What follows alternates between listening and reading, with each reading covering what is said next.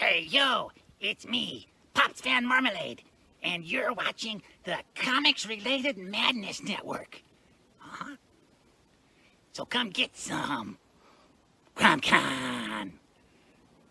CromCon.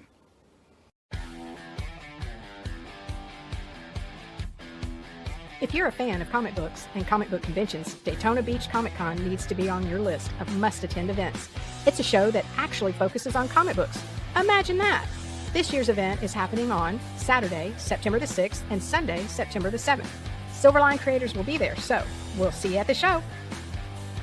If you find yourself in the Orlando area, and let's be honest, doesn't everyone come to Orlando for the House of Mouse? Head over to Coliseum of Comics to get your comic book fix. Be sure to check out their location on East Colonial Drive, where they carry a wide selection of independent comics, including Silverline books. Stop by and don't forget to tell them Silverline sent you. Hey, if you're an independent comic creator looking to get your comic printed, look no further than Kablam Digital Printing. They print our comics and do a fantastic job. They can even print special edition covers. When you reach out to them, be sure to tell them Silverline sent you. Looking for a bold way to boost your business? Advertise with Silverline Comics, reaching readers across the U.S. and around the world. Affordable rates, passionate fans, and national and international exposure, all packed inside thrilling, action-packed comics. All ads must be PG-13, perfect for reaching all ages. Spots are limited. Grab your ad space today and become part of the adventure. Silverline Comics, where adventure lives and your brand thrives. Email us at silverlinepubishingllc@gmail.com for more information. And make mine Silverline. Hi, this is Tim TK, host of That Silverline Show on Tuesday. Join us at 11 p.m. Eastern, 8 p.m. Pacific every Tuesday night as we discuss pop culture and the joys of making comics. Hi, I'm Barb Kelber, co-host of Silverline's Wednesday Wham. Join us each Wednesday nights as we discuss comics, literature, movies, and anything else that may catch our attention. I'm Roland Mann, and I host Silverline's Silver Sunday. Join me every Sunday at 8 p.m. Eastern as we make mine Silverline.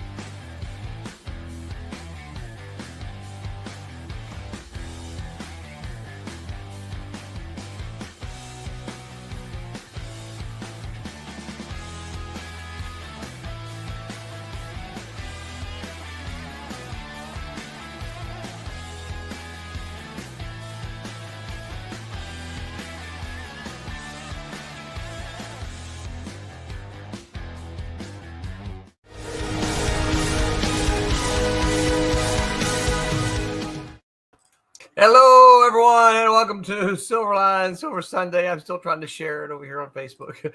Welcome to Silverline Silver Sunday. Today is June the 8th. No. I know, 2025. The month is already half over. But moving along. The good news is 2026 will be even better. Yeah. That's true. Okay, I think I shared it there. All right, so I am your host, I'm Roland Man, and I'm excited to be here tonight. I am joined by Comics Are Awesome, Mr. Tom Mason. Say hi, Tom. Hi, everybody. Good thing I'm not hosting tonight. Why is that? Because you're in the dark? Because I when we want to get if we want to get to the apologies from the things I said last week, I'm ready to go. Okay. We're also joined by that man in the mask guy, Mr. Mike W. Belcher. Howdy, everybody. And I still believe in comics. That's right. Absolutely. And comics believe in you. Because I hope so. And right there down in the corner, who's hiding behind his AI screen, is feeling great but looking kind of questionable, Mr. Thomas Florimani Jr. Say hi, Tommy.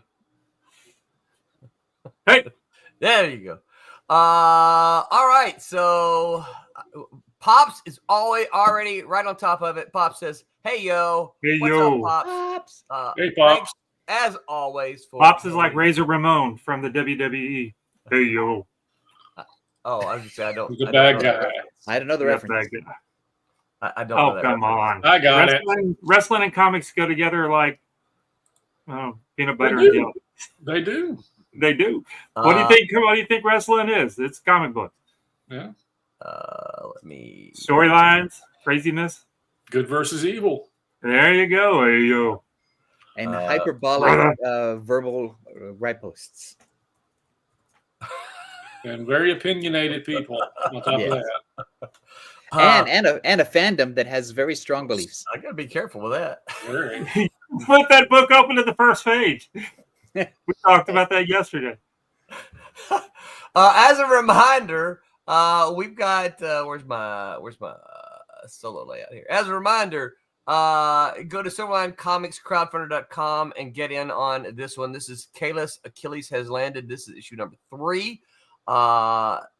This is the longest running Silverline title, y'all.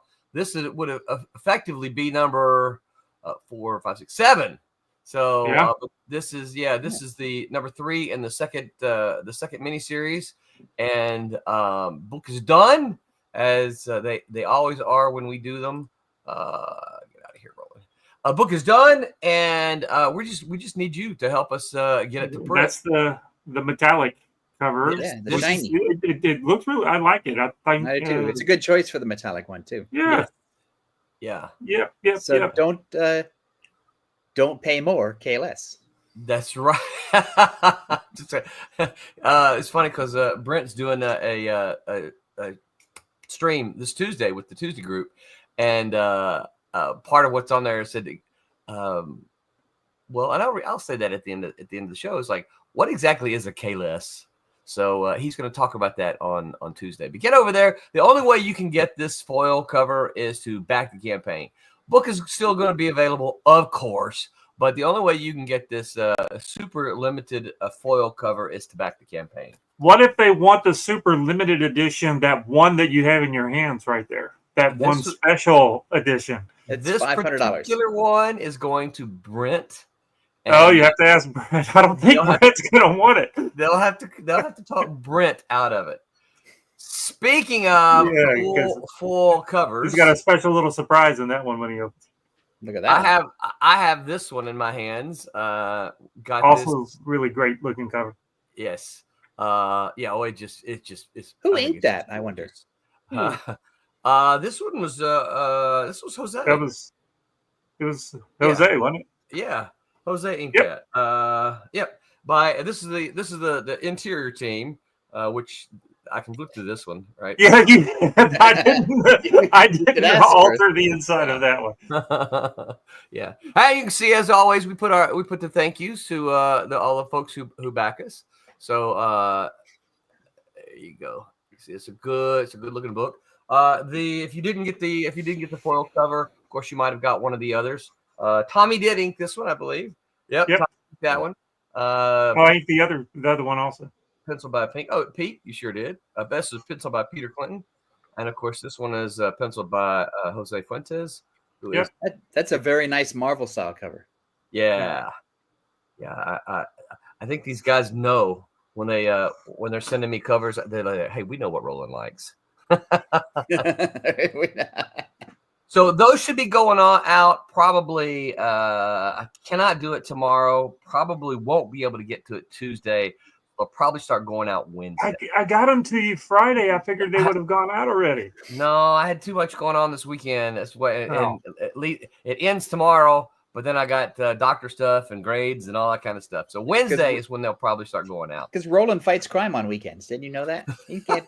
Well, Tommy and I fought comic book crime yesterday together. Yeah, we had a good show. Yep, we did the Galactic Con down in Winter Park. No, not Winter Park. That's where I work. No, Winter Garden. Thank you. It's like, no. Right down the street from my house. Yeah. And Tommy, I invited everyone over to Tommy's house for supper, but then Tommy wasn't there. So no, I had to take off.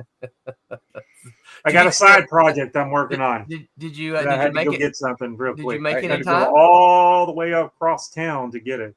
Did you make it in time? I made it. I got it. Yep. Okay, good deal. Good deal. Are you playing jazz trumpet in a combo on weekends? I am.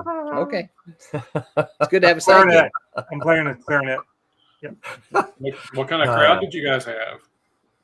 Wasn't the best crowd, but they were all super interested in comics. All the folks that came out. Don't know if it's just because it was a beautiful, gorgeous, hot Florida day, and people were on the water instead. There weren't as many as there were the last time. I talked to the guy who runs it. He says he's still going to do another one. So I don't know about you guys or Roland. That was the first show that I had ever done where we were up on a stage. Yes. Yeah, it was kind of. It was in a little auditorium. It was a church kind of place, and that was where they did their church and stuff. It reminded me of an old high school basketball gym, where they have the gym, and then on one side of it, right, they got the auditorium, so that you can go and watch stuff on stage, but you can also go and watch. In my era, it'd be called the multipurpose room because you could do everything. That's exactly what it was. They even had a drum set up, and Roland and I were fighting over to try to break into it. Jeff Whiting was there. He was mad that he didn't bring his bass guitar. We could have all started a little something going on. A little comic book jam. Yeah. So we didn't have plenty of time to talk about on stage, so it was kind of interesting. I think Tommy actually posted some pic. Oh wait, you weren't off the stage when you posted them, though, were you? You were on stage taking the pictures. I'll send them to you. I was gonna say I know I saw some of your pictures on social media, but I think they were all from on stage. So, also on the other side of me was Mr. John Pinto, who showed me a really fun personal project. I've been trying to. John does a lot of artwork. He's a local guy, but he does a lot of artwork. He did several years ago. I'm like, John, man, you need to make some comic books, because he loves comics and we talk about comics all the time. And so he finally made one. Tom, I think you would like this one. It was kind of an Elvis Presley spoof. Yes. But I think the Elvis Presley estate said, hey, man, don't do that. Don't do that. Yeah, I can relate to that. And so, but the one he's working on, I won't talk about it. It's his to talk about, but it's not finished. But he showed me like 11 pages of it. I'm like, wow, this looks really good, dude. He goes, yeah, but I can't. Yeah. So yeah, I'm glad to see him making comics. So was it a gator-free zone over the weekend? Yeah, it was a gator-free zone. All right. Yeah. I also saw one of our biking buddies. Tommy might have seen it too. In one of the places that we often bike, there's always alligators kind of laying out on the gravel road. One of the guys said a biker got attacked by an alligator. Lake Apopka? Yeah, Lake Apopka. Oh, yeah, that's right. And it said the gator. He was probably trying to bunny hop over him or something. People do some stupid stuff. Well, I don't know. He didn't go into details. Just said the gator bit of tire. Or gator hop, not a bunny hop. It'd be a gator hop. Although it would be something a guy would do. Would be to take his bike and try to jump over a gator, Evil Knievel. Yes, of course. Yeah. I mean, you can. Yeah, I mean, why not? There's a gator. Gator's right there. We've Roland and I have gone out there plenty of times. You go like feet away, raise your bike, because they're laying right on the bank right there, and you're riding right by them, feet away next to a 15-foot gator right there, and the gator's just looking at you like, "What's up?" And you're like, "What's up?" And you just ride on by. That's why I'm the great indoorsman. Roberta says she's having trouble getting on. Sorry, Roberta. Oh no! We'll have to talk about you since you're not here. Have you tried unplugging it and plugging it back in? The IT department stepping up. Why? Yeah. Why I can't get I'm not getting my Facebook to reload. I don't understand. Okay, Tommy sent me some. Oh yeah. Okay, let's see if I can load these up here.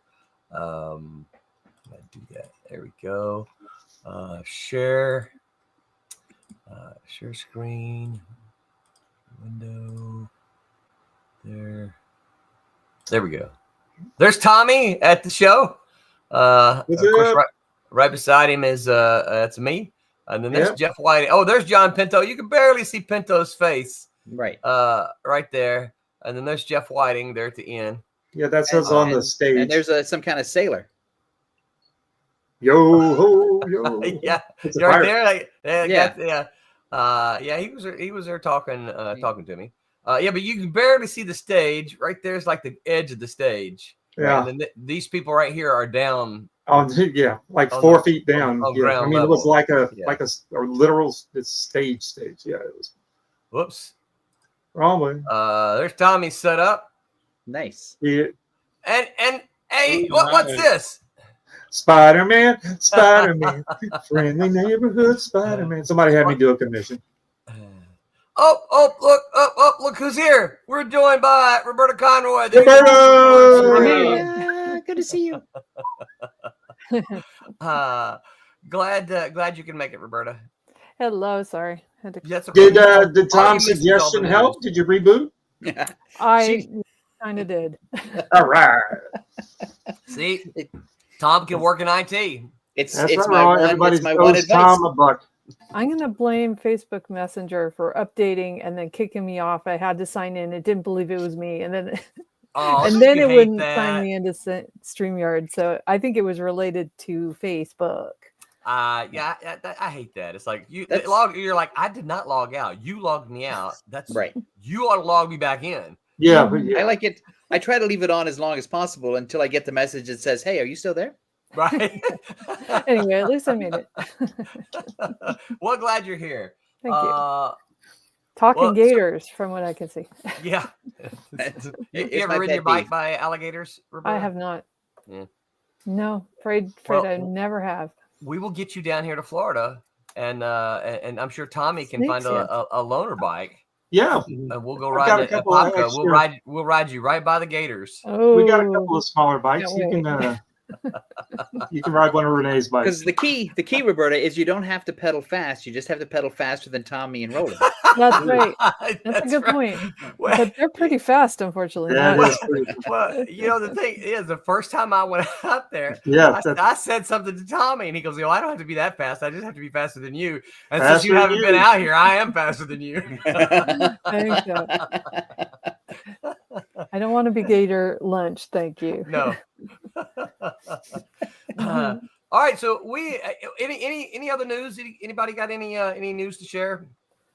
No. Anything exciting happen? I was historically wrong in last week's podcast.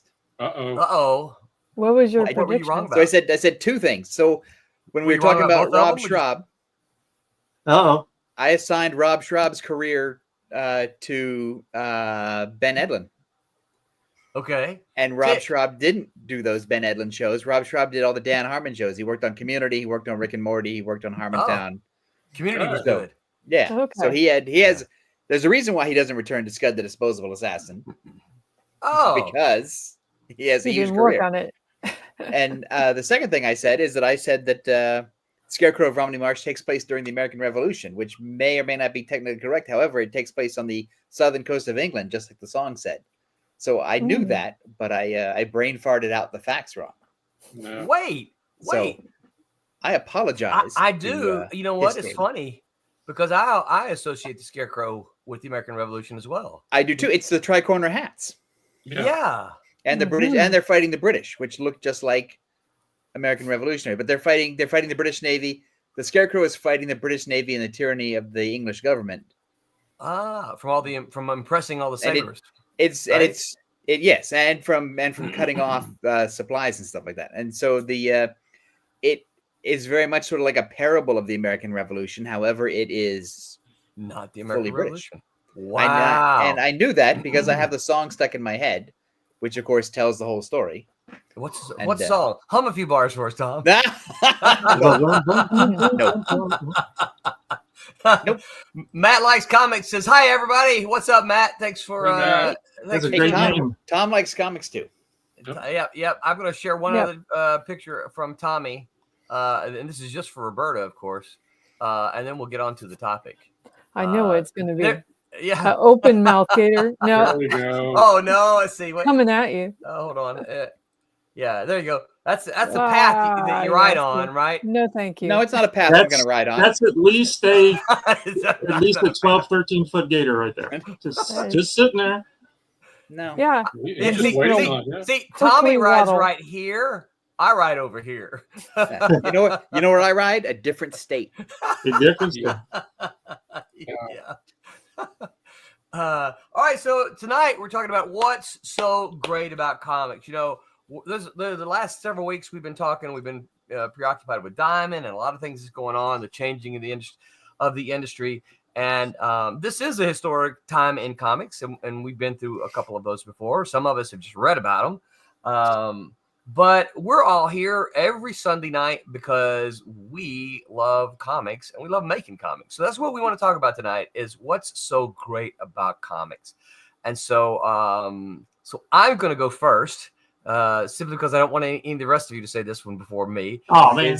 You take all the easy answers. I am. This is going to be one of the easiest ones. But I think what's so great about comics is that I get to meet folks like all four of you. Oh, that wasn't even on my list. You know, List? You made a list? I have met Start writing stuff down. some awesome folks who make comics over the years, and it's part of what's so great about comics to me is because I think 99% of the people who work in comics are great. And I think they're yes, of course, there's that 1%. We're not going to talk about them today, but I think there's so many people who love comics. And I think that's part of why comics are so great, because I think it's a reflection a lot of times of the people who make them. And I think when, you guys have heard me say this kind of before. I think when you like what you're doing, I think it's reflected in the content. So that's my first one. Matt says, I like my Gators on the football field. Yeah, that's okay, Matt. You're all right. We're going to the World College Series. We won our game today, so we're headed to the World College Baseball Series. I like how no matter what you say, Roland can reach behind him and pull something out. And just Yeah, he can. I get this. We should test him on that. Seriously, he does it every time. There's a portal over here. It is. It's like you've got like a TARDIS over there. All right, who's next? What's so great about comics? Who wants to go next? I think the better, is what isn't great about comics. Yeah. Because, I mean, every one of us here work on a very different amount of comics. Mm-hmm. You know, it's limitless. I mean, it really is, from every genre that you could do, even, the ones that we may not like to look at, that Tommy likes to sneak into your foils. It's a far-ranging thing. We can, and we could all appreciate the work that's put into it because of that. Yeah. It goes across all of us. And like I said, what isn't great about comics? It just really is one of those endless things that we could all talk about because it's a very shared interest. Yeah, you can look at a comic book and particularly the art part of it, and I know that Tom might feel this one too, is that you can't look at a comic book and tell if the story is great, right? You can look at it and tell if the art is great, but you can look at a comic and say, oh, that really looks good, and even if it's a genre that you wouldn't like, you can still appreciate the art. Yeah. No. Yes, you can. You can. I'm being contrary. Yes, Okay. you absolutely can. Well, in defense of the art, I think it does. You think? I think I have flipped through something and picked it up only because it looks cool. Yeah. Right. No. That's And I didn't know what the story was, and they're just short enough to get your attention, and you get invested the second you read it, and you picked it up because it looked cool. Yeah. Listen, I've always said, and we probably talked about it in Malibu. It's the art that sells the reader the first time, right? Yes. And then the story better not suck. Right. Because the story, the art is going to sell them the first time. The cover is going to make them pick it up, right? You see the cover, ooh, cool. I'm going to pick it up. And then they're going to flip through the comic, and the art is going to sell them. And then the story is what brings them back for the next issue. Well, unless somebody tells you, this story is really good. How many times have you picked up a book that looked kind of bad and you didn't buy it? Unless somebody really said, you may not like the way it looks, but it's a really good comic. So I have. Right. It's that flip. Yeah, but there's been plenty of times that you pick up a book and it's like, well, and I've gotten books that I probably wouldn't normally have gotten because of a recommendation by somebody. We talked about this the other day. Tom came up to me at a San Diego Comic-Con and said, show me Bone. And Yeah. he says, Roland, Right. you need to buy this book. And I look at Tom it. did what? And you And never it's would not- have, right? No, it's I would not have, just by looking at it, I would not have. But because Tom recommended it, I'm like, okay. But I didn't know it existed until Wayne Markley at that same convention took me aside and said, Tom, you got to meet Jeff Smith and you got to buy his comic. And then that's when I flipped through it and I bought it and I said, Roland, come over here. Right. And then it's like this self-perpetuating virus that that went through the show. Yeah. And it helped, of course, that Jeff Smith was a cool dude. Right. He was a nice guy. He seems to be. I've never met him, but he seems to be pretty cool. Yeah. Yeah. He has not let the multimillionaire success go to his head. Yeah. You know, there's a really good, I think I saw it on YouTube, a little documentary about him and his trip with Bone. Yeah. It was really, I didn't know a lot of what he was talking about, but talks about him getting involved with Scholastic and some of the sales issues and things like that, and it was really interesting. Nice. Good story. Yeah, and he gives back to the community. He has a con that he puts on every September, or is it in Really? August? It's Cartoon Crossroads, and you apply for it, and it's basically you have to be approved to go on. It's only comic guys, small press guys, and Wow. I think it's 2 days, and it's in Columbus, Ohio, and I've been trying to get on it. And like I said, it's tight because it's a small, very intimate. But you like I said, you have your gamut from Terry Moore, right? To, like I said, it's a nice little thing. But like I said, he gives back because I think it's free admittance, and it really is almost a touristy thing for that weekend because it goes on. He's got panels that go on a library. He's got things that just go on. There's activities in addition to guys selling their comics. So I mean, it's a nice event. Nice. Cartoon Crossroads. Well, and there it is. There's something else that's great about comics, right? Yeah. Well, I mean, you can say what's great about comics is that they're basically the like all the non-corporate ones are more or less artisanal. They're like craft work. They're people. Like Mike puts together his comic with his son, who's his colorist, but it's Mike. Yeah. And Cat and Mouse is Roland and a couple of guys and Roberta. Yeah. And that's very, that's like small batch wine or, craft beer or something like that. It's a little core of people that are seeing the same thing and making a comic book. And that's a local brewery. Right. And that's not true necessarily of television. And that's not true necessarily of movies and other entertainment. That's not true of football. That's not true of sports. Yeah. No.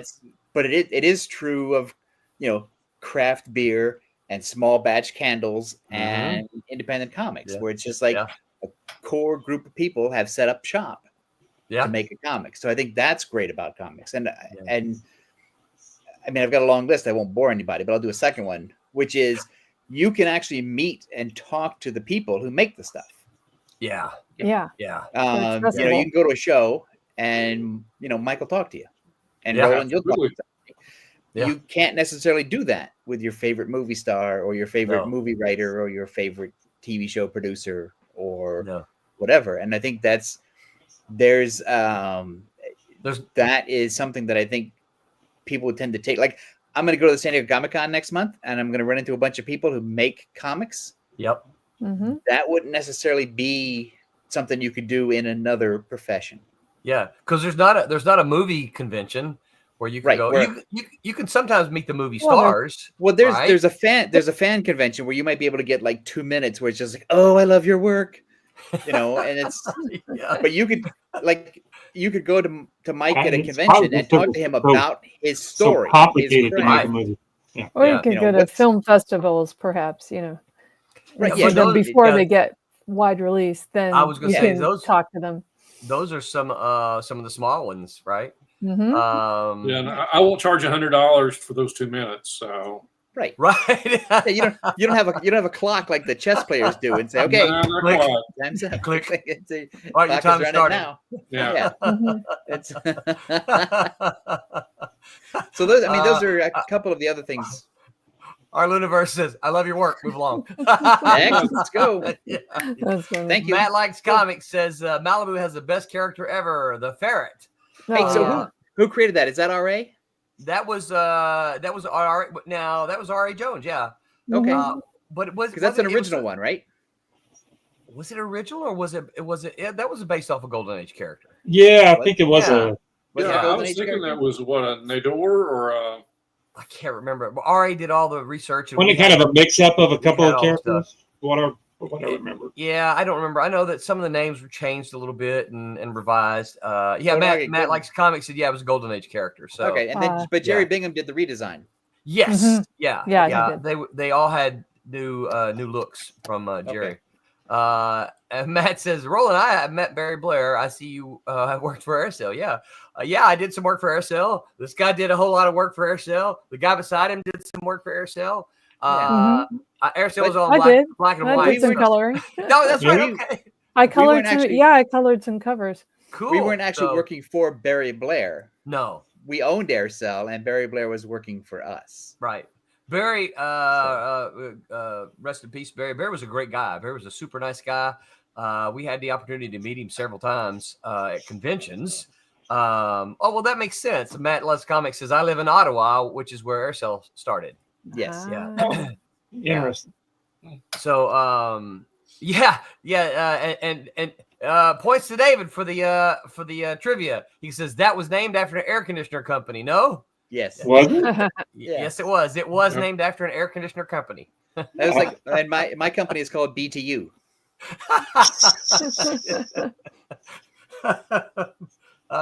BTO and Bachman Turner Overdrive. Yeah, mine will be called Train because nothing runs like a train, right? Yeah. Oh, surely y'all have heard those commercials. Yep. Thanks, Dave. Yeah. Barry was again, this goes back to some of the great people working in the industry. Barry was a super nice guy. I will say this: the first time that we ever spoke, his voice surprised me because Barry is it was a bigger guy, right? He was I don't know if he was quite as tall as me, but he was a pretty tall guy.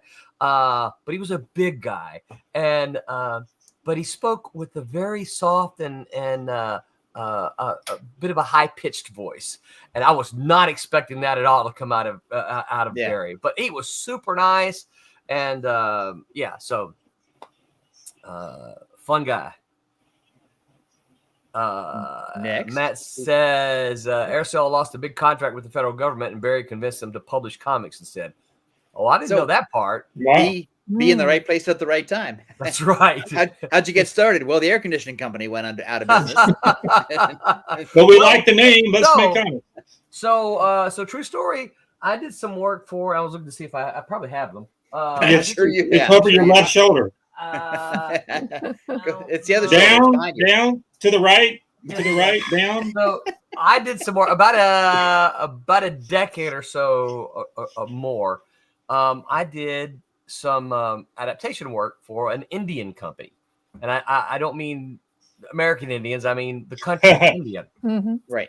And when we got to talking a little bit, when I found out about what it was a car company in India that needed some investment stuff. And so they started a comic publishing branch in order to, but what their take on it is that they were going to combat illiteracy in India. And so they were making all these comics. They were graphic novels. They were making them all they were targeting school kids because they weren't like kids all over the world. They're not reading, right? They weren't reading there. And so they were trying to get them, what they were doing is all this public domain stuff. And so I did a couple, that's how I ended up doing Wizard of Oz and Huckleberry Finn graphic novels, is because they were just doing public domain stuff, trying to get their kids to read. Right. Mm-hmm. So, but it was all funded by a car company in India. I don't know which company. The easiest way to make $1 million in comics is start with $2 million. Yeah, start off with $1 million. Yeah. What else is so great about comics? They're a short read. How about They that? are, Yeah, they can be a short read. Yeah, they are a short read. Unless, of course, it's a 12-part maxi series. Right. Or even a 4-part series that just ends. Yeah. And the creators go on to something else. I think the great thing is about the people that make the comics is that like Mark Waid, when you read a Mark Waid comic that's a corporate comic from Marvel or DC, you still see Mark Waid in there. Yeah. As if you had seen him in an independent comic. Yes. And I It's think got his fingerprint on it. Right. His voice still comes through even under the oppressive thumb of the corporate comic book company. Yeah. And that's true of other creators as well, and also of artists, where it's like there's a difference between a Tom Taylor comic and a Mark Waid comic and a Chuck Dixon comic and other and Mike Barron's comics, and the voice of that individual creator comes out. And so if you happen to like that voice, it's a pretty good risk to get their next thing if you like them. Right. True. Yeah, absolutely. You know, and I think go ahead. No, you go ahead. No, I'm already going to the next thing. Oh, and I think the thing about comics is that they tell a story in a different way that you don't get anywhere else. You don't get it from a book. You don't get it from a movie. You don't get it from a TV show. You don't get it from sitting around a campfire with your buddies. It's a very different kind of story, and it has its own unique language. And we call certain techniques by certain names, and we call certain processes by certain names, and we have our own industry jargon. We have we do. We have our own secret language, our own code. It's impenetrable sometimes. Well, we have a splash page. What would that be in movies? The wide shot, the wow. No, it's a splash page. Splash page. We get double page spread. Full bleed. We have word balloons. We have full bleed. We got a gutter. One of the things that one of the things I say in my classroom when I'm extolling the advantages of comics is that so when you go to a movie, right, you sit in your seat and you experience it or television, any kind of television, right? You experience it in the way that the director wants you to experience, right? If they want you to hang out in this scene for 6 minutes, you're going to hang out at that scene for 6 minutes because that's what the director has determined, right? If they only want you there for 30 seconds, you're going to be there and you're going to move along. In comics, you're the reader. You're the one that determines I'm going to hang out. Timeline. I'm going to absorb this art slowly, because we could all five of us read the same comic, and I would almost be willing to bet we wouldn't clock out at the exact same time if we all started. We would clock in, right? We'd all clock in at the same time, but at the end, we would all clock out at a different time. And I'm not going to, it's not a race or anything, but if we all went to a film together, that's not the case. We would all clock in and clock out at the exact same time. So in comics, you get to control kind of how you absorb that.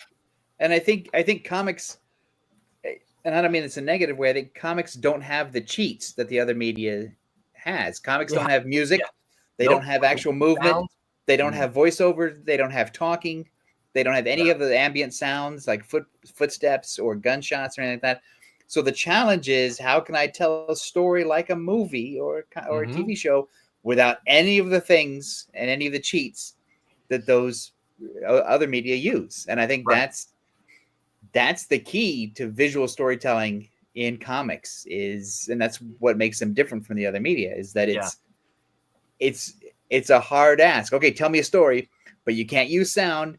You can't use voices. You can't use music, and you can't, you can't move a camera in real time around.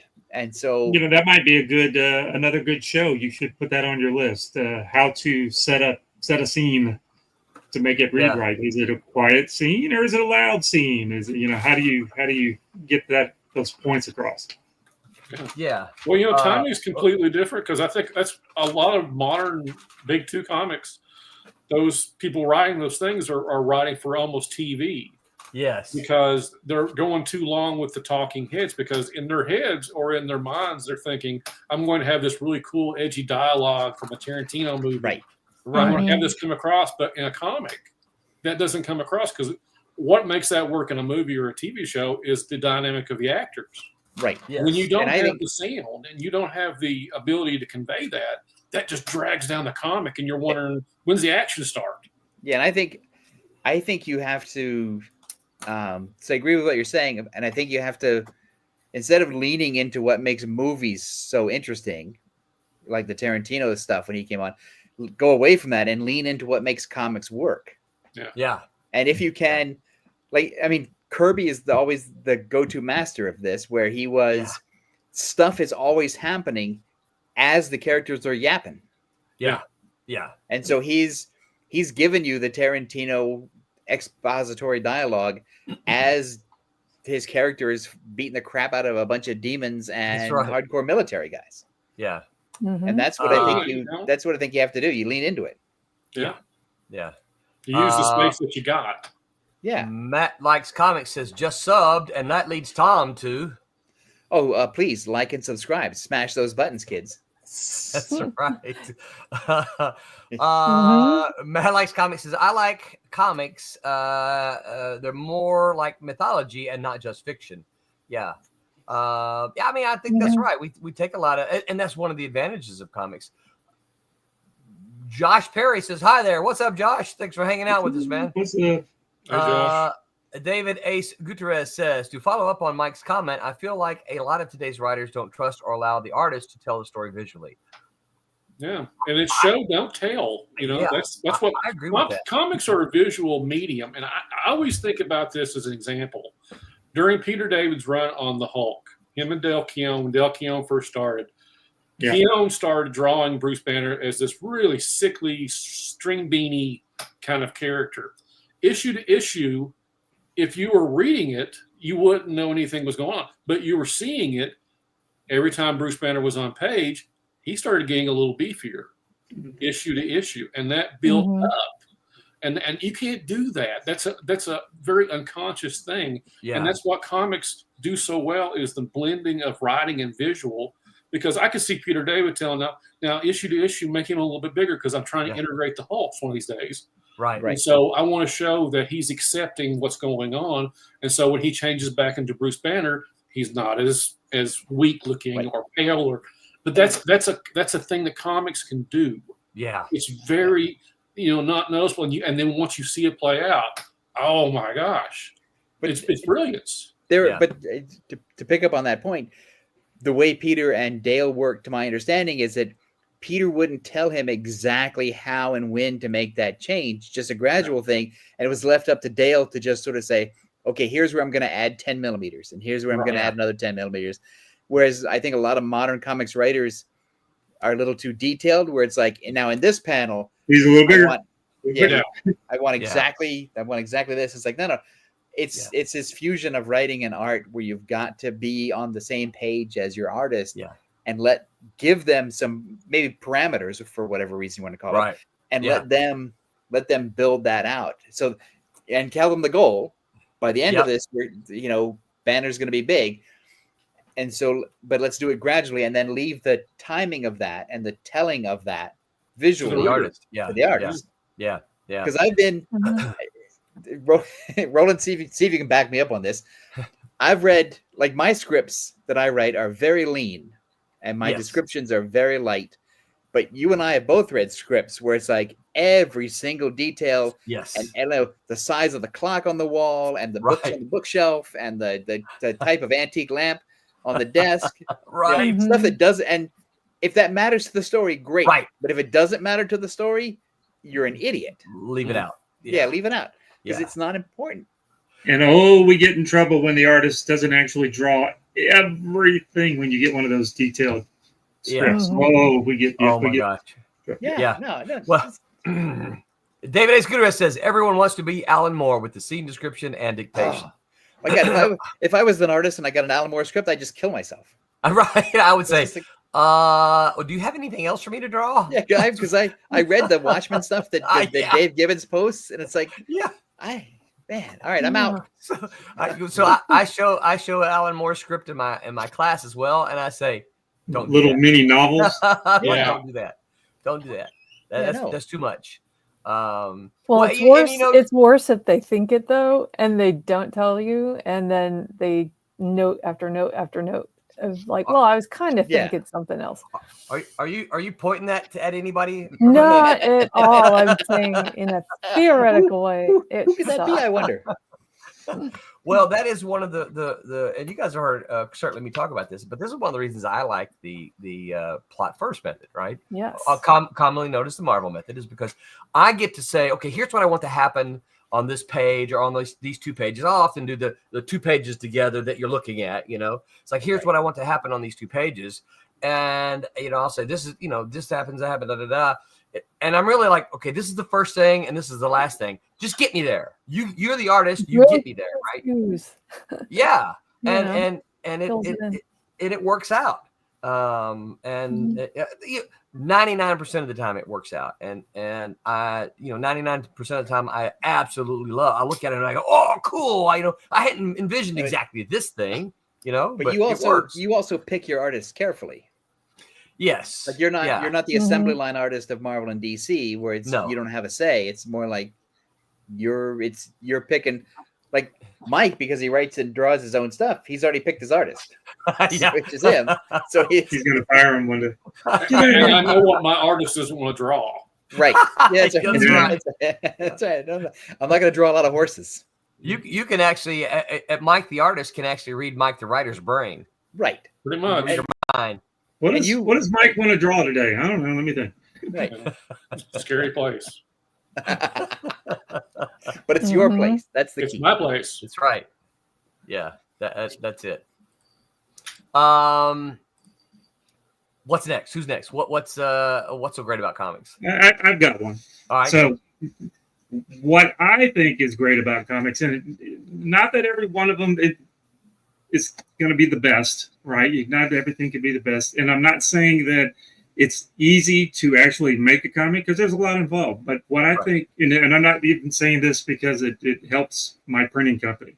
I think what's great about comics is how easy it is to actually make a comic or to get a comic out. I'm not making the comic because there's a lot involved, but to actually, anybody can make a comic. Anybody can get a comic out. It doesn't have to be printed. You don't have to bring it to Kablam to print. We would appreciate it if you did. But if you just wanted to put it online somewhere, draw some panels and put it out, you made a comic. I think that's really cool. It's the easiest form of expression. Yep. Like I'm saying, it may not be the best comic ever, and it may not be. It's not going to be easy to do in some cases. But I just think it's so great that just anybody, all ages, old folks, young folks, but people from different countries that want to write American superhero comics, or us wanting to do manga comics or manga comics. If you get mad at me for saying manga, if you're high, me and Tommy are from Mississippi, so it's manga. We say manga. But I think that's for me, that's the coolest part about about comics. It's that anybody can do it. It doesn't even have to be a superhero comic about anything you want. There are somebody may not buy it, but you can make one. Yeah. Well, and the beauty of that is, but thanks to the internet and everything, there are no gatekeepers. People talk about gatekeepers and all these different things. It's like, not for this. No, make your comic. Put it on the internet. Post it on Instagram. What page a week or whatever you want to do. You can put it anywhere you want. Yeah, absolutely. We should have a talk about the gatekeeper argument sometime, because I think the people who always default to, the gatekeepers are keeping me out. I think those people have a stupid argument. Yeah, I do too. So show me, who are they? I want to know. Who are they? Where is this cabal of gatekeepers that are keeping people out? Right. And how can I join? Right. So maybe they mean like I want to draw for Marvel and they're saying no. Well, maybe but as far as making a book, you don't. Here's the thing. If you have what Tommy said you have, which is the ability to get your own comic out there, There are no gatekeepers. Right. No, There is no. there might be a so-called gatekeeper at Marvel just because, Yeah. but that's just because they don't have Right. a job for you. Right. And you're not good enough. But And not everybody's going to be the president of Disney, Right. or anything. Not everybody Yeah. just can be, but you can, just because one person says they're not going to hire you, this still doesn't mean you can't. You can still do a book. What does Right. that got to do with like if you Mhm. if you want to work for Nike and design their shoes, and they won't let you because you don't have a degree in shoe design. Yeah. That's fine. You can go out. You could spend millions of dollars to make your own shoes. Sure, Yeah. why But not? Comics are basically free to make. If you've Free. got Yeah. if you've got It's your pencils time. and How much paper, time you it's want to put into yeah, it? and if you really want to make a comic, you can make a comic. We've got a guy that it'd be wrong for me to mention names and stuff. We got a guy that we print 2 or 3 books a week where he goes. I forget what part of the country he's from, but he's got it's a district of schools, and it's elementary schools, and he has a program that he goes in and has the kids draw comics. So we get these comics that's got like 2 or 3 pages of, and they're like first grader, second grader, or maybe even Aw. younger. Yeah, every week we're printing these comics for this guy. He never prints a reprint. He does like 20 copies of each. He hands them to the kids for when they're done with his class or whatever. Yeah, And it's that's like little great. kid crayon great. comics. There was a Every time we see him, Jennifer Gregory and I were looking at this. We go, "This is so cool." when my kids were in elementary school, they have a thing called the Entrepreneur Fair, where kids would make something, and then they'd have like a flea market in the gym where they would sell it to, then parents would come in, and a couple of the kids made comic books. Yep. And they weren't Kablam type comic books. They were photocopied and side stapled or whatever, but they had put together it's a comic, 8-page comic books, and they were formatted like a comic. They're not formatted. Are they the greatest? Are they the greatest comic any 10-year-old ever made? Probably not. However, the effort and the desire to actually get that done at the age of 10, it's like, okay, I'm buying this. Yeah. I mean, look at Mike. What at 10? What were your comics looking like, Mike? At 10, it was a little typing paper and with little staples to it. And I was seeing there, and I would criticize, well, that doesn't look like a Marvel comic. Of course, I was at 10, that's what I was doing. But you're very self-aware. But at the same token, it didn't stop me from making them. And I certainly I loved did doing strips. it. I didn't necessarily do comic book kind of stuff, but as a younger kid, my comics were more of like the peanut strips kind of stuff. Yeah, I did a lot of strips also. In high school, my comics were looking like this. There you go. Yep. Mm-hmm. Did you turn your screen off because you didn't want us to say anything while you turned around? Mm-hmm. That's looking good. Is that some of the stuff that you and Barry worked on? Yeah. See, this is some of the this is not, but I do have the stuff that me and Barry worked on. Barry actually has said that because I said something one time. I said, "Can I share some of that?" He goes, "Not if you want to still be friends." That's right. I can't share anything with that. But what I was going to show, though, along the same lines as what you talked about, is this right here. This is you can find this on Indie Planet. This is it's a decade old now, but this is something that I did when I came to Full Sail, because I told them that exact same thing. They were saying, "Well, what can we do for our program?" And I said, "Well, let's make a comic book, because those don't cost anything to do." Yeah, I said, if you want to print copies, they're going to cost. Right. But I'm like, we can do it. So we ran a contest, and so this is up on Indie Planet now. You can get it free digitally, right? You can't get it free for print because, well, it costs to print. But this is a 60-page book. It's got 5 different stories. Everything full in color. There was full color. Everything in there was done by students. And you see their names right there. All of them were done. Everything in here. Some of this is pretty good as well. So. Are any of them working in comics? Yeah. Seeing how it was 10 years ago? Indeed, some of them are. Not too many. I want to say out of the whole, I'm trying to remember. There were 5 different stories. Let's see, 1, 2, 3, 4, 5. I think there are 3 who are doing work in comics today. That's pretty good. I thought so. But stuck with it. Because a lot of times, just the impetus to, you see it like all the little kids who went out and made movies when they were 7 and 8 years old with their little mini cams. Like Spielberg used to talk about shooting movies in his backyard and cutting them together on using some kind of old splicing machine or whatever that he'd stolen from. I did. We had a Super 8 thing after we saw Star Wars for the first time, and ended up with some figures. My brother and I made a little R2, some dirt in the backyard, and we were like, we know how to do stop motion. We go, get that little. It looked so bad, but we finally got it. But if you want to do certain stuff, there aren't that many barriers to entry for this kind of stuff. No. And comics is really one of the easiest. Yes. The hard part is getting distribution. The hard part is having success. The hard part is getting an audience. Like I said, it may not be the best thing in the world, but you can still do it. Right. Still do it. And if you keep doing it, you will get better. Yeah, absolutely. That's exactly what I was going to say. Because Ray Bradbury, the science fiction author, said that you should, and maybe I'll get this wrong too, but I think correction. He said that you should write 100 short stories because not all of them will suck.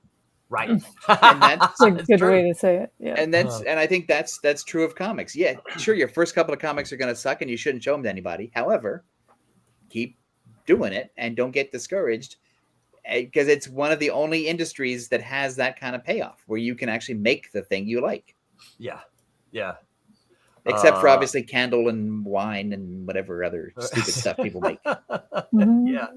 Hyper Potato says, like and subscribe, kids. Thank you, Hyper, for the reminder. He says, go see Roland at Heroes Con, table AA 1896. I didn't even know my table. There you go. How did he know That's that already? Great. Yeah. I'll tell everybody that at the end of the show. I will be at Heroes Con. I'm looking forward to it. Great. You won't be, or you will be? No, I will be. Absolutely. Right. Yeah. My first time there. Yeah, Tom, I want to sit on what you said for just a little bit, because I've been chomping at the bit to say that, and that's if you keep doing it, you're going to get better. Yeah, and this is one of the things I think. One of the things I really try to emphasize to a lot of the young creators that we work with is like, look, or not even if they're young, just if they're, hey, I started doing this at 30, and now I'm going to do it, whatever. Okay, well. Get some pages under your belt. Marvel's not going to hire you. I want to go to work for Marvel. Okay, well, how many pages total sequential pages have you done? Well, I've done about 20. Okay, Marvel's not going to hire you yet. You're not ready, right? You need to get about 200 of them under your belt at least. Yeah. Right. And then you can start, thinking, okay, well, maybe I have what it takes to get to Marvel or DC, but you're not going to do that with 20 pages. You need the experience, and this is one of the things I love about the independent market. If you're somebody who wants to get to Marvel and DC, and we've talked about the pros and cons of that before, we could go there, but we won't. Right. You should be making independent comics. You should be just. I'm gonna go make this miniseries. Then when I'm done with that one, I'm gonna go make this. Gotta show them something. You gotta show them that you're doing work. Actually, I think the key point is to really get work is not just to show them that you have done the work in independent comics or whatever. It's that those comics have stood out. Yes. Like those comics have they've gotten noticed. They've got people are talking about it online. You've got a bunch of followers. You've got, so it's not just a matter of doing it. It's by keeping doing it. You've built an audience so that Marvel is coming to you, not so much for your skill, but also because you have an audience. You have an audience, and you're bringing something to them, and you can meet a deadline. You can say, "Oh well, here's this 4-issue miniseries that I did. Oh, cool. How long did it take you to do it? Well, it took me 4 years. Okay, so you can do one. You can do one issue per year. Well, then, comics at Marvel are published monthly, right? Yeah. Yeah. Now, but the thing. But it was really good, Roland. It was really good, dude. Well, then they'll say, well, I can't do one a monthly because I got to work my job. Okay, cool. But 4 years, that's too long. If you say, I did a miniseries and it took me, about 10 months to do all the issues, or even a year to do all the issues because I'm working a full-time if that's job. your speed, then you should work on your own book. Don't try to. Yeah, no one's going to wait around for Camelot 3000 number 12 anymore. No. And what's great about indie comics is you don't necessarily have to go work for Marvel and DC as a go. No. You do not. Indie comics are yours. They're You're not giving away your idea or anything about anything that you worked on. I mean, you can do it at your own pace and create your own audience. So Marvel and DC. I mean, nowadays I don't really know what the benefits really go into Marvel and DC because I couldn't tell you one new creator during that. But I will tell you there's one. I will tell you there's one benefit. Okay. And that is it increases your audience profile. Yeah. Yeah, it and does. That can, but it doesn't necessarily transfer back onto your independent work in those same numbers. No, it does not. It almost never does. Right. It's not a one-to-one correlation. No. There are always exceptions, of course, but almost never. And with the page rates getting lower and lower, Yeah. Exactly. Yeah. And also those guys are going to start using AI. Yep. And so ain't nobody going to have no job. Nope. I mean, nowadays in indie comics, you've got. I mean, what was there a report that guys who fund Kickstarter actually pay their creators more than what Marvel and DC are doing right now? Are you serious? Serious. I will have to find that article and send it to you. But based on what today's page rates at the big two are, and comparatively, guys that do Kickstarters, that's the reason some of them, put such a high funding on there because they're paying their guys, pretty good rate. Wow. I think Lepresti makes more doing his independent graphic novels than he did at Marvel and DC.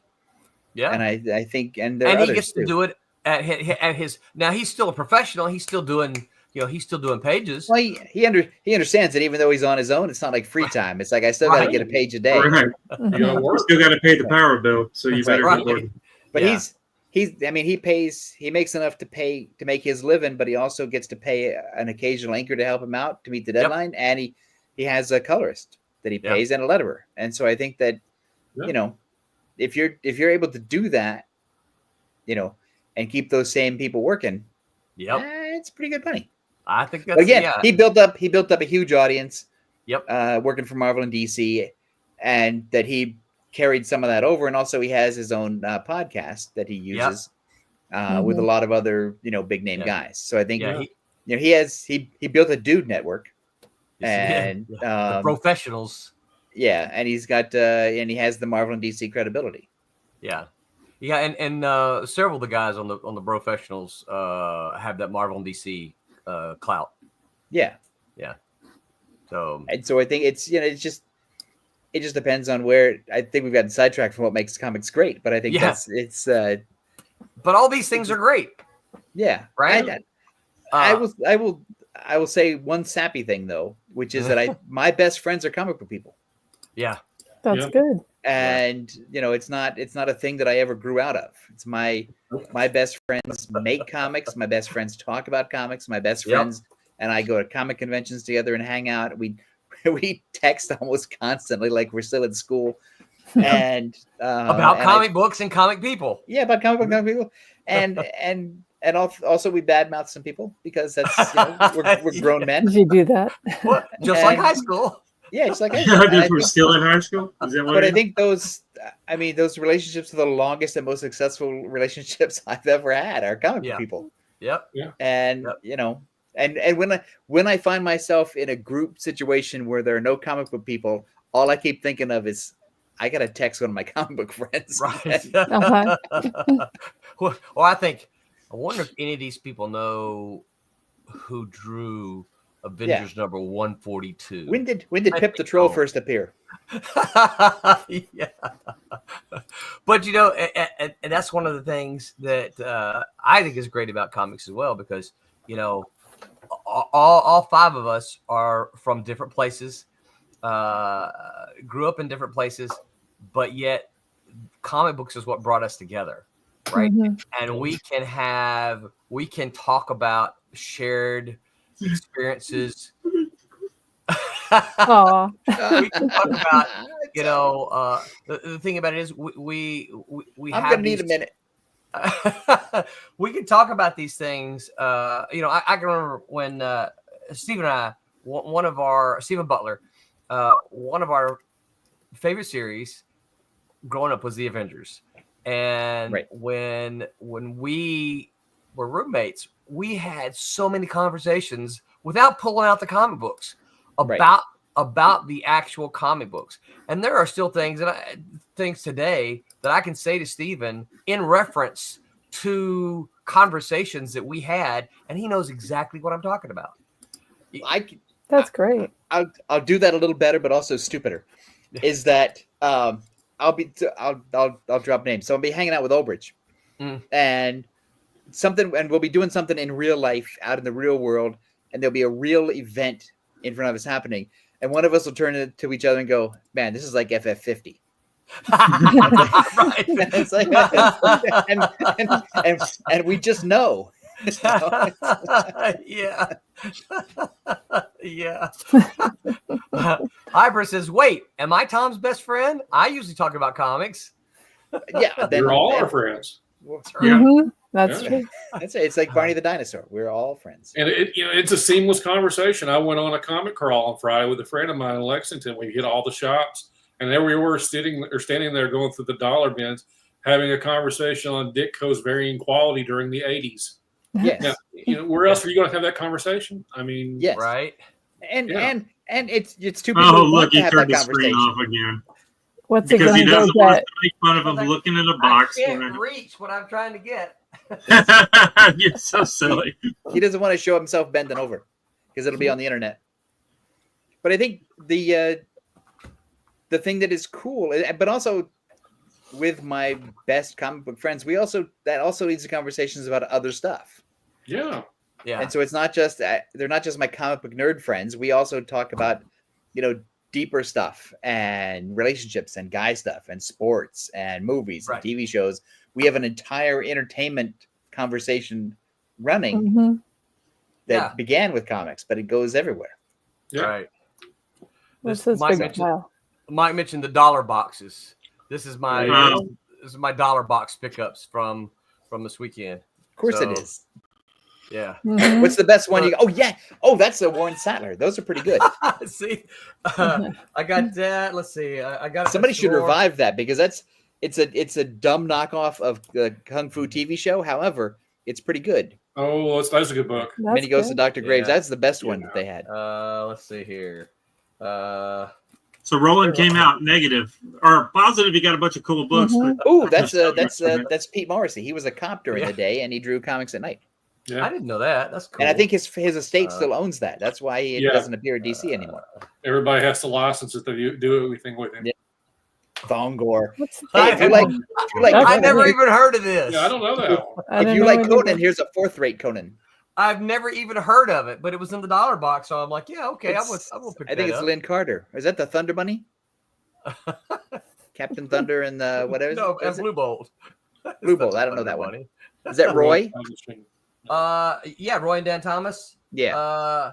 And look who did the artwork for it. Can I get it up there? Hold on. I can't read. I'm in comics. Hold it still. Del Barris. Oh yeah, that's your guy. And he's doing a lot of stuff now still. Yeah. I got some epic stuff, right? Oh, so I picked this one up simply because it said that. First computerized. So that's interesting. It looks. What year was like, it printed? It looks like somebody. Well, they made their comic on their Mac using MacWrite and a digital printer. Yeah, we talked about it yesterday. It's got to be because he colored it on the computer. But Mike Gold did it. So, but it's 1985. First comics. Yeah, and this was I bought both of these were in the package for $1. So this is 1 and 3. So I picked it up. Yeah, this is my dollar purchases. Trying to think. Got some Badger here. Got anyway. So did you get the Badgers by Jeff Butler? I did not. Let's see. His Butler had the sort of wacky energy that good. Was sort of Bill Reinhold did this one. Oh, he's good too. Ooh, yeah. But he doesn't have the same wacky energy that Jeff Butler had. It's funny because Jeff Butler, I don't know him that well, but we swapped some messages, and he said that because of Steven, he said people always think he and Steven are kin. Oh, our buddy Jim Chadwick always gets mistaken for Paul Chadwick, the guy who does. I can see that. Yeah, and he's like, he's so pissed off, man. I mean, he loves Paul Chadwick. He loves Concrete or whatever. It's like, but I'm not him. Stop it. Right. Oh, man, we got some comments when I was showing them up there. Hyper Potato says, "Yay!" Yes. David A. Gutierrez says, "Shatter. It's a rough read. I haven't read it at all. Again, this is a $1 purchase for me, so it's a concept in search of a story." You gotta have to look at the pictures. He's not Dynamic Universe says another great thing is that once printed, it's a self-contained package. No device needed. The physical presentation still has prestige as opposed to sending one a link, right? Yeah. Or as he says, all audio CDs were great until laptops and cars stopped having CD players. Yeah, right. But I think that's the thing about a comic book is the thing that I like about comics is holding the printed thing in my hand. Yeah. Yes. Like I mean, I love to scroll and read stuff online and all the other stuff. But however, if you give me a printed comic that you made that's handcrafted, that's like giving me a craft beer. Yeah. And you know what? I love my iPad. I don't want to read comics on it. I want the book in my hands. Here's another thing that's great about comics is that we can sit around and look at comics and I can say, hey, who does this face kind of make you think of a popular artist a little bit? I look at that and I kind of think Frank Robbins a little. I mean, Frank Robbins, they all look like they were, doing ballet or something. Their legs. But the faces always look like they were about to transform into the Wolfman. Yeah. So I look at that and I'm going, that looks a little bit like Frank Robbins up there. I can't say that to anyone. I can't walk into school where I work and teach and say that hey, don't you think this looks a little bit like Frank Robbins? People say, who? What? What are you talking about? What's going on? But you guys know what I'm talking about, and so do our viewers. If I see a billboard or a commercial on TV or something with wonky anatomy, I will immediately call Chris or Dave and I'll say, "Hey, did you see that Frank Robbins thing?" Yeah. And they'll know because it's got the wonky anatomy. Hyper says Tim Vigil Badger. I didn't realize Tim Vigil actually did any Badger. I didn't know that. I didn't know that. You had to have been late in the run because I was gone by then. Well, yeah, I don't know. Because, I know Steven did some around issue 60, 70, something like that. It's like a long-running comic. But yeah, and then that was after Jeff Butler. Right. Yeah, Jeff was the start. Yeah, I think so. I think he was the first one. And then Reinhold was number 2, right? Yeah. Yeah. I don't know that. As far as regular artists go. Yeah. If there was only a way that we could find out. Yeah. There's only this thing called the internet. I would like to continue to guess and then apologize next week. Yeah, it's better just to talk about it. The Dynamic Universe says no one turns down a physical comic being handed to them. If the quality is high, it leads to being taken seriously. Yeah. And smaller publishers have the benefit of people like Tommy and Barry to make our comics look really professional and set up right next to a Marvel or DC comic. Yeah. Yeah. Well, that's the other thing about comics too, is that, and again, there are no gatekeepers in this sense, is that Tommy and Barry have made comics before. They will help you get the comic made, and somebody will help you, with drawing advice, and somebody will help you with writing advice, and somebody will help you with distribution advice, and somebody will have a link to some other article that ran that can help you. There are always people in comics who will help. Yes. And that's that was going to be my second great thing. If you need help, you may not be the person that you're asking for specifically, but you can find the help online. Nowadays, more so than ever before. If you need some help coloring something in Photoshop, there's plenty of YouTube things that you can go, to look it up. There's just so much. Yeah. And I don't have to say, hey, Tommy, show me how you ink this. I can say, hey, Tommy, who could I study? Right. Yeah. Who could I look at?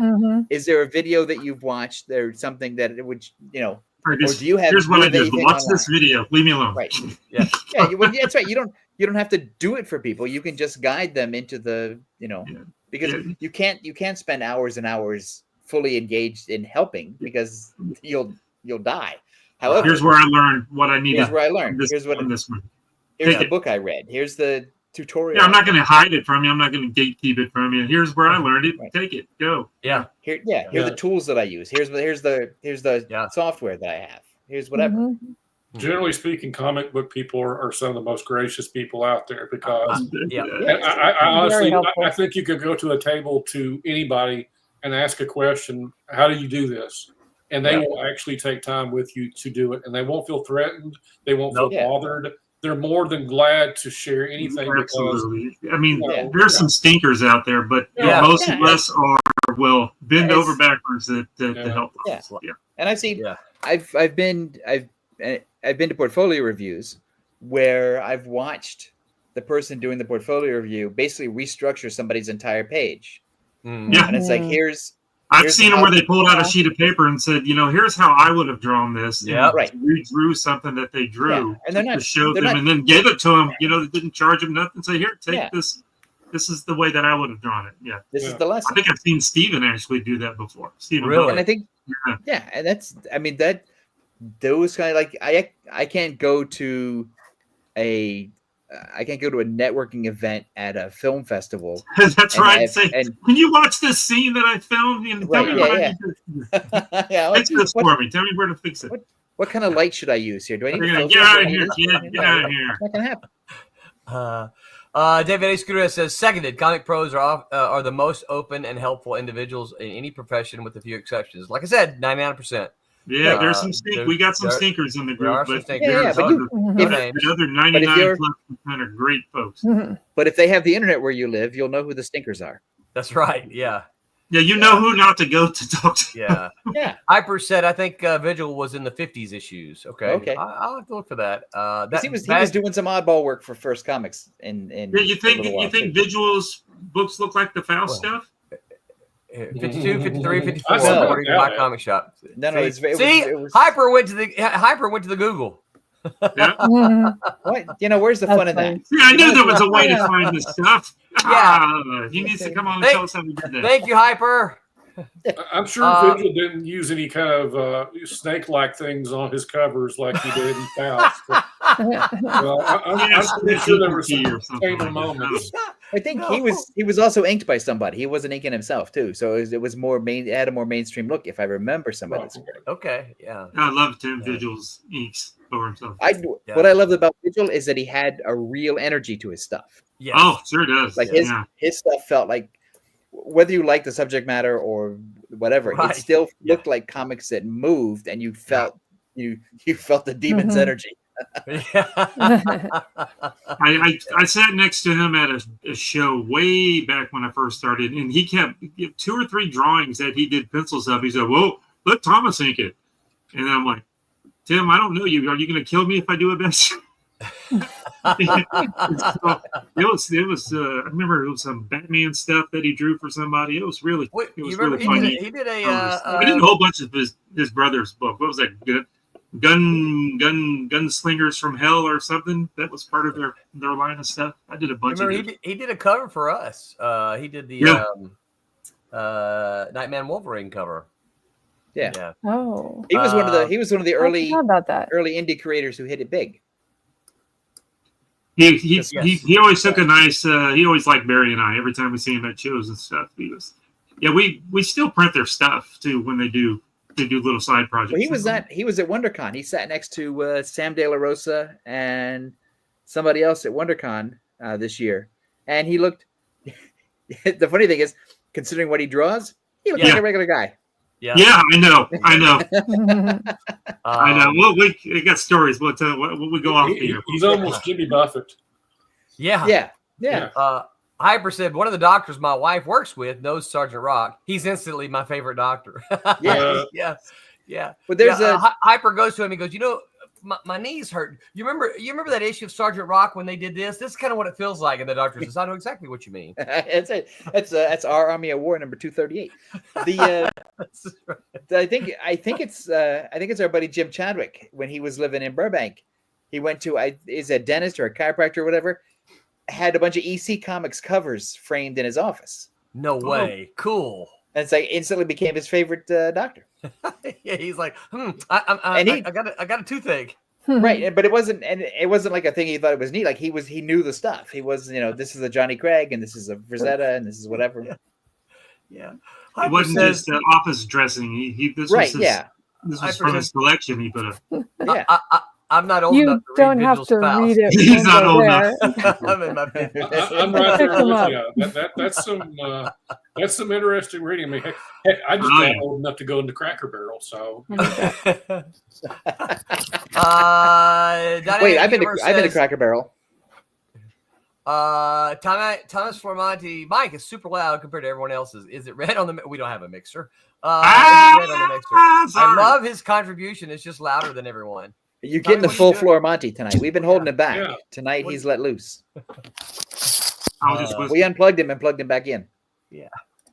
No, we don't have a mixer. This is StreamYard. Is what we use. So there's no mixing here. The only thing I can do is I can remove him like that. Wait, you can do that? I can. That's awesome. I'm back. Let's talk off screen. Well, y'all, I don't know if you know it, but we've been talking about this stuff for an hour and 20 minutes already. That's a long time. Surprising. Right? So that's why comics are great. That is why comics exactly are great. What comics are great. So before we sign off, anybody have anything that they want to add? You're like, man, I was just dying to say this, but Roland wouldn't let me. I was shown 2 weeks at Danville, Kentucky. Okay, cool. Yes, excellent. What's it called? Again? It's the Danville Comic Con. The Danville Comic Con. Danville, Kentucky. I've got that. And Man the Mask issue 5 just came out. Yeah, Man in Mask 5 is out. And if you are in the Danville, Kentucky region, go see Mike on, what would that be, June 22nd? 21st. It's on Saturday. On Saturday, June 21st. You can also get Man in the Mask on Indie Planet. Is that correct? The back issues, yeah. The new one I just got because I just got my books from Tommy and Barry, and I love them. So. Did you get your little surprise? I did. We loved them. Carrie liked them especially. Is it? I made it seem. Yeah. I made it seem like he didn't get his books because I put some of my comics on top of the stack and wrapped them up. Oh, that's better. You sent him an alligator tooth. Tommy gave you a treat. Yeah. You sent him an alligator tooth, is what you sent him. That's right. That would be cool. So that would be cool. I want one of those. On Tuesday, what's a Kalis? Closing out Kalis, Achilles has landed number 3. Join the crew from that Silverline show on Tuesday as they work to close out Kalis. Achilles has landed. Creator Brent Larson will be on hand to answer the question, what's a Kalis? That is Tuesday. On Wednesday, I don't need no stinking inking, do I? No description. And once again, no description there. So I guess they're talking about inks, would be my guess. And next week, what grinds Roberta's gears? Roberta's got things that grind her gears, gets her worked up. We're going to find out what those are. And if you've got questions for Roberta, bring them as well. Very good. So, I can't end without showing this one. David Scooter says, "What's great about comics? People like you, except Bob Kane." Although the best thing is that Jim Steranko once slapped Bob Kane in the face, and that's what? Really? Yes. Go look on the internet. Jim Steranko slapping Bob Kane. Wow! There's fantastic. Oh God, I wish there was. No. Oh man, it's a story. It's a story told by Steranko. Wow! And Hyper says, "Remember to go see." Oh yeah, I'm going to be at Heroes Con, and that's in 2 weeks. So I'm going to be at a show in Deltona next week. Yeah, you're going to be at Rise of the Phoenix. That's correct. In Deltona next week. So a lot of shows coming up. You guys get out of your house into this hot summer weather and go see some comic book makers and buy some comics. All right. Well, Tommy, what time is it? It is time to make money. Silverline. Come out when I try to hold up the. Oh, it's spilling all over my computer.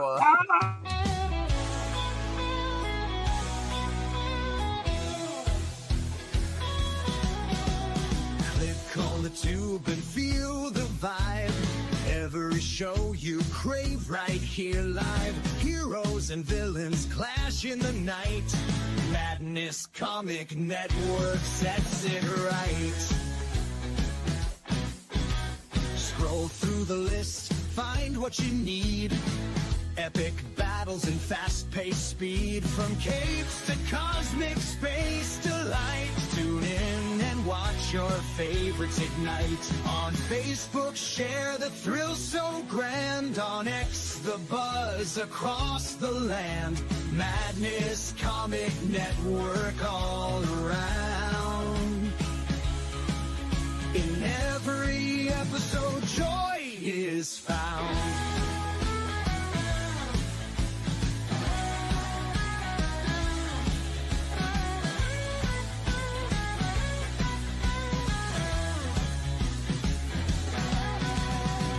Uploads, they never end. Superheroes and their friends. Catch every twist and every turn. Madness Comic, you will yearn. Stay up to date with every twist. Madness Comic, don't miss a gist. From laughter to tears, every mood. Madness Comic sets the groove. Click that button and subscribe. Catch the wave and ride the tide. Join the fun, join the craze. Madness Comic brightens days. Hey!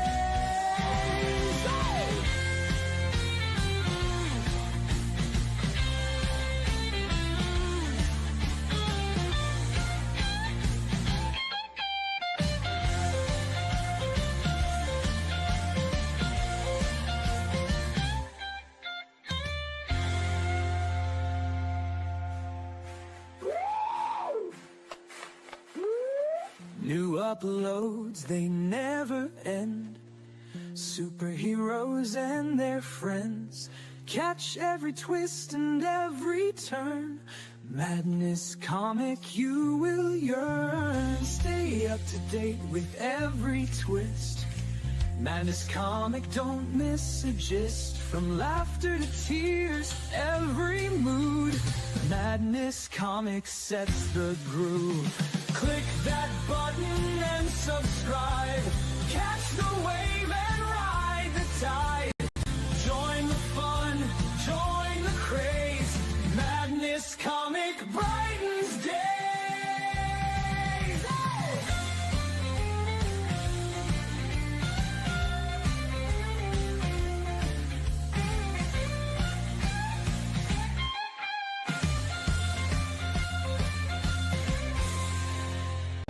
Hi, I'm Greg Horn. Make mine Silverline.